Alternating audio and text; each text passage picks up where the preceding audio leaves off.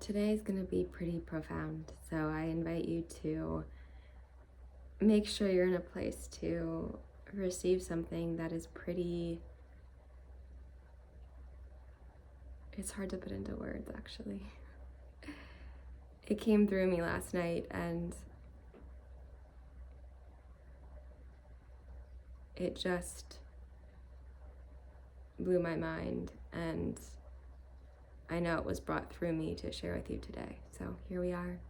As you know, if you don't know me already, when things are shifting and coming through, I'm here to remind you. And when I share this with you today, it's not, again, anything you don't know, it's just remembering. And whatever it brings up, allow it and be gentle and give yourself grace through it. And always question if it's something that's useful for you. That's something I think really big about a soul awakening journey when you're learning to trust the inner knowing and self and something bigger than you, is that not everything has to land. When you are learning from someone or something, always question. Just because it's like, well, I really like them or I like what they're offering, or it doesn't mean that everything that they share has to land with you. So today, and I will be doing a Substack on this as well. And for those of you that like to read, I was putting it off for a long time, and I think maybe it's more ego, who knows, but I did that. So those that like to read and dive into it that way can. So that will be coming soon too, but I had to come on here and do it in video first. So in your journey, I talk about everyone's a mirror of you. Either they're triggering you and showing you kind of traumas, not kind of traumas, to work through, but also they're mirroring you things that are highlighting who you are, who you be. It can be both and. It's a dance. So it's kind of a deeper layer to this, is that everyone you're connected to, you are trauma bonded with. So I'll let that marinate a bit. Everyone you're connected to, currently, in the past, you're trauma bonded to. Because everyone you're connected to is showing you, again, pieces of you, and there's always going to be those trauma trigger pieces in relationships, showing you where you're not free. That's why they are brought to you. And that's also why in the journey, people leave, people fall off, or just the relationships with them and the interactions with them change. So a few examples of this, metaphorically. When you are changing the way that you eat, your mouth palate changes and it doesn't find things interesting, or the taste of things just feel different because you've completely changed and removed and shifted what your mouth, digestion, body now allows. Same thing with relationships. When you're removing traumas, when you're no longer aligning to, that's not my identity anymore, with the way that I respond to that or what I think about that, the narrative I have about that changes. Again, you're not going to go to the restaurant that you used to go to. Let's say, again, you're not eating fast food anymore. So the Taco Bells and the Chick-fil-A's and like doesn't entertain you. Like it wouldn't be somewhere you'd go or even think of going or drive through. So again, it's almost like they're just cut off. They're not there.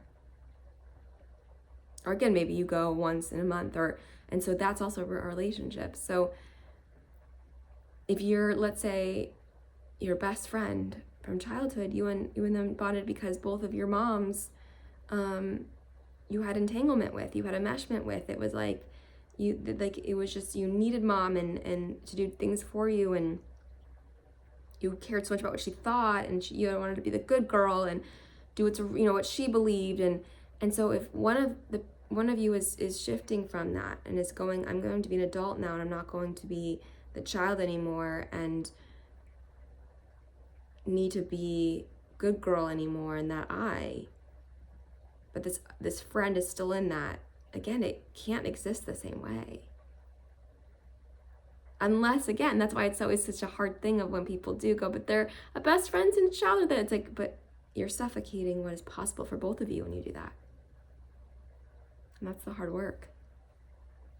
And there's some other examples, but the invitation I'm going to leave you today with is look at every relationship, at least currently, and going, where am I trauma bonding with them? And it's not meaning you need to leave them. It's just being able to notice, even also to find your own stucknesses. Oh, they have this fear. Oh, they have this energy, or they have like, okay, that's somewhere within me.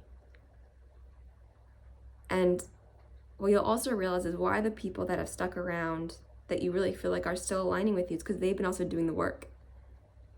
And we all have trauma, so it's not like limit everyone with traumas, because then you would have nobody.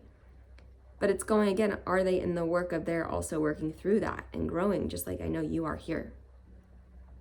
And that's the difference of kind of who remains and who falls off, or who just shifts in the way that you relate to them.